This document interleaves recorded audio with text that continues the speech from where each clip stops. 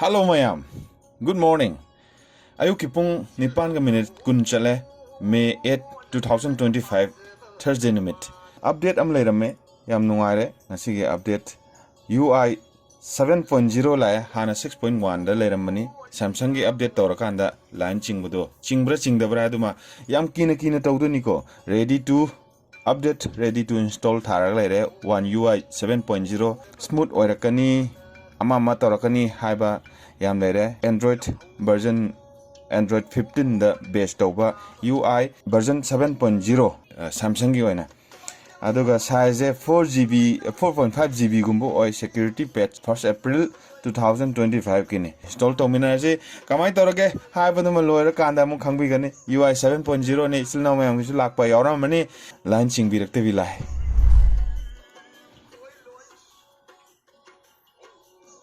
pakhat tane akhoi gi battery percent je 88% yauri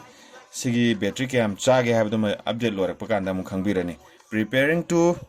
Android system update preparing to update ana thar laire 20% lore 21% 22% 28% 30% 32% 34% 38% 40% 45% 49% 50% 52% and so on Samai tawtuna aduga network ki marka tat khare ko se network yadre adu wifi di yari 88% ki 87% chong dhagre aduga 8:22 minute 8:22 kem kuin sange du ying minasi mutkhre sidagi ngalak pada mam green light kumba green line kumba chingakpa aduga ama torok puduni am nungai trije ko Samsung Galaxy secure by Knox and thare power by Android thare one UI update tawre 5 6% 8% 9% 10% jiri haina adumai tawre 25% si lower kan line ga chingak paduni ko mayam na nungai trije aduna sigi Samsung si the green line chingbra chingdabra ha puduma silna mayam puna yengmin na bi tanja aduma sigi video si the pijari launching aju ai oidoni launching da ai oidoni chingaktra gadi hena padoni singa di hena nungai roidoni chingbar chingdra do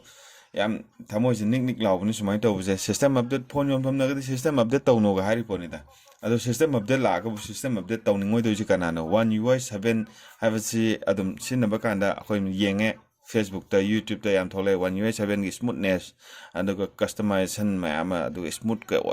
kai no the setting marka ga je kar khena hanbai wani da sina budi loimag yai kara sida fine tune toramani kara ma nungaira mani camera quality ji hankalam baya hendaram baya aduga phone gi calling aduga phone gi uses ta yam nungai ba akhoi user da nungai ba feel to holam baya aduduna bu hana 6.1 laira maju 7 na la kan jida tongan ba mawong ma hong torok tuini dana kari no widget kai ka mam yawe hai bani kari ano yoy no do internet ta haitan search to yeng jage one UI 7 what's new perplexity da yengaga bu hena khangdoni da perplexity sumana update tori kan 37% yaure ko 38% yaure ado sida tori kan sida ai kari no bu yauri no have them search to yengjage perplexity da yengjage aduga harake bold new visual identity with revamp more colorful F icon and streamlined interface hari icon mayam no colorful khara oirani aduga kari no bold oikhalani adu tokhalani hari do notification and quick panel are now splitted into two screen hari quick panel ga notification ga do akhoi ani thon khaidokre swipe down for notification swipe from the top right for quick panel hari so notification chingthage gan sumaina mathak tagi sumaina phalong chingtharaga yare aduga swipe from the top right for quick panel hari top right tagi sumai chingtharaga na quick panel tholakani hari notifications are larger and pill safe for better readability quick panels toggles and control have been enhanced including a new volume bar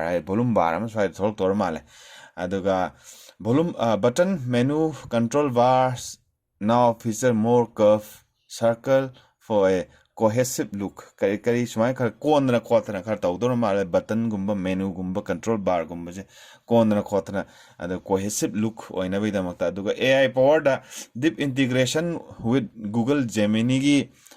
integration lere enable cross F actions and Gemini Live for productivity, allowing you to perform tasks or get help by long pressing the side button and speaking or typing your request. Side button namaga kholaga yani khoni jare gallery and setting search are now AI power haire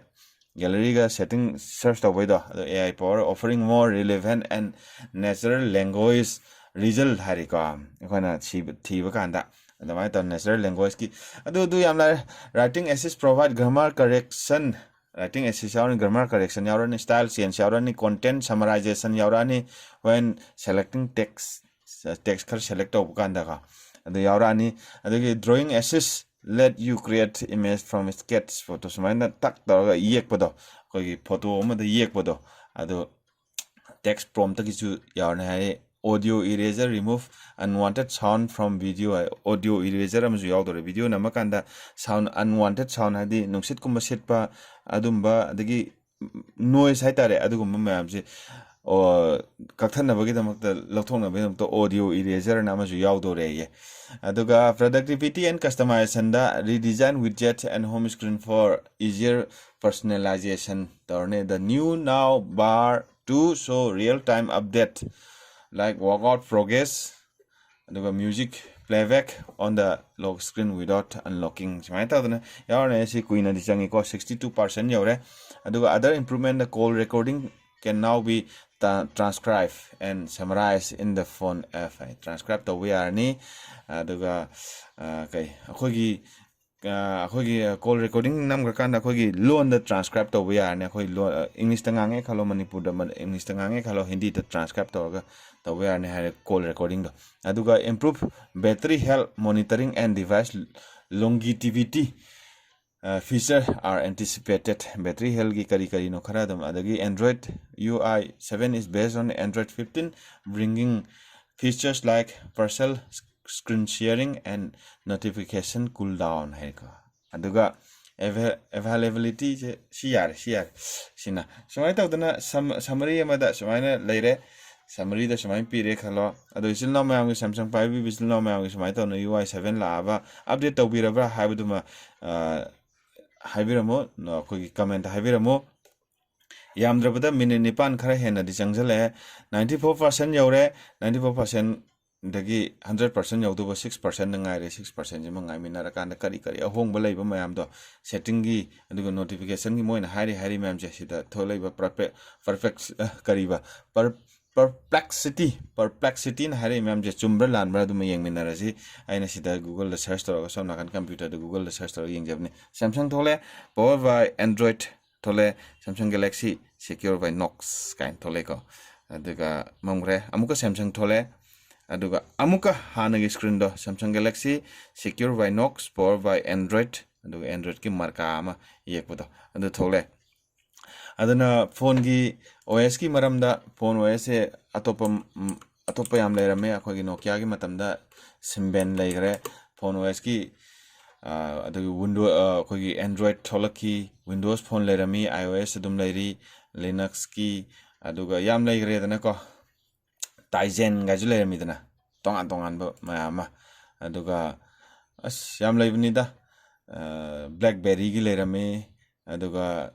adamai tawdana yam leirami mobile gi operating system je UI okay optimizing apps ana maju tawre ko sidi khara thuye ahan baidu di khara tapi mobile operating system da leiramba je saida ai hapedang ada Sony Ericsson gi leram males Ericsson R380 tongan makal gi ma'am leram bajani ko adagi Motorola gi namuk Linux based cell phone da Motorola gi amuk puthomba du Windows ki Nokia gi Miomo Symbian OS yare he launching dre he adaga lock no service leigre adaga sida network phangbagi marka pung thokpa je khara phajan thole ko ball oraga 0831 Thursday 8 ngasagi pung khuthok tuga siga manara maroi aduga ꯀꯩꯅꯣꯗꯤ ꯐꯤꯡꯒꯔꯁ꯭ꯄ꯭ꯔꯤꯟ ꯌꯥꯗ꯭ꯔꯖꯥꯠꯂꯣ ꯑꯣ ꯑꯍꯥꯟꯕ ꯊꯥꯒꯠꯂꯛꯄꯁꯤꯗꯤ ꯐꯤꯡꯒꯔꯁ꯭ꯄ꯭ꯔꯤꯟꯗꯣ ꯁꯨꯃꯥꯏꯅ ꯇꯧꯔꯒ ꯅꯝꯒꯗꯕꯅꯤ ꯁꯤꯗꯤ ꯅꯝꯖꯔꯒꯦꯀꯣ ꯁꯣꯝ ꯅꯥꯀꯟ ꯁꯥꯏꯗꯇ ꯎꯍꯜꯂꯔꯣꯏꯒꯦ ꯁꯨꯃꯥꯏꯅ ꯇꯧꯔ ꯅꯝꯈ꯭ꯔꯦ ꯍꯦꯛ ꯅꯝꯕꯒ ꯁꯨꯃꯥꯏꯅ ꯎꯔꯨ ꯎꯔꯨ ꯎꯪꯉꯒ ꯂꯥꯛꯑꯦ next welcome UI 7.0 start namo hari start network fange sida adugo battery ki percent je 85 sumai toraga bolor matum tar battery chap chap ting bodo adu makhar kon gre Galaxy AI advanced intelligent haina thole adugo chap khre chaptre adu call assist writing assist interpreter note assist transcribe assist browsing assist photo assist drawing assist sumai tawdana yawe Galaxy AI gi advanced intelligence ko aduga more torge next torge the first time gaina yam thagre mong yam thagre checking for update la press and hold the side button to access Gemini hari ko sigi side button nammo adu Gemini gi tholna ba Google gi AI ni Gemini hajina aduga si next tawre instantly access notification and quick setting hai ngasai gi aina sida singtharaga tawbudo mana su taedana notification gi sida aduga somna kan gi na khogi quick setting gi mana su takle perplexity na habi chumdi chumbajani you are all set hare what's new sida yengbi are kari kari nori no do yengbi are nobudo ai sida yenganjara ge ko kari anobu lei no do perplexity na jo haigre aduga sida jo hai make complex tasks simple with Gemini gi writing assist make folder big aduga si mem lei redna group alarm create freedom collapse adu yam lei use phone SPC webcam o si mayam phare webcam mo sinaba aduga access file from your PC yare easily connect to nearby device yare sumai tawdana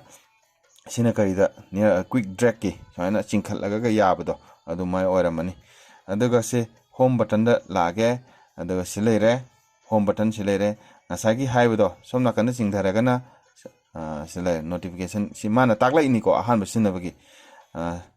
somna kan chingtharaga na quick access button quick setting leire dana aduga somna kan chingtharaga na notification gi hojik phokti notification leitamni no notification hairi aduga setting gi markada setting gi sumai thole aduga menu da hape jengminarsi menu da sumai leire ko gallery sumai tawdana kha leire sini this is all setting gi leire setting sumai tawdana leire ko aduni silnaw mayam punamak aduga sida software information yengminarsi software information software information leire 7.0 Android version 15 aduga sumai tawdana leire sini launching tre silnaw mayam punama pakhar piranu aduga 88% dagi update tawbudo 83% adu tardi kya 5% battery gumba chaba aduna kem pakhar piranu update tawgodab leitadi update tawsan biro video lo phog yang bi silnaw mayam punama pothaga chari ngasigi update sumai tawdana loisan gar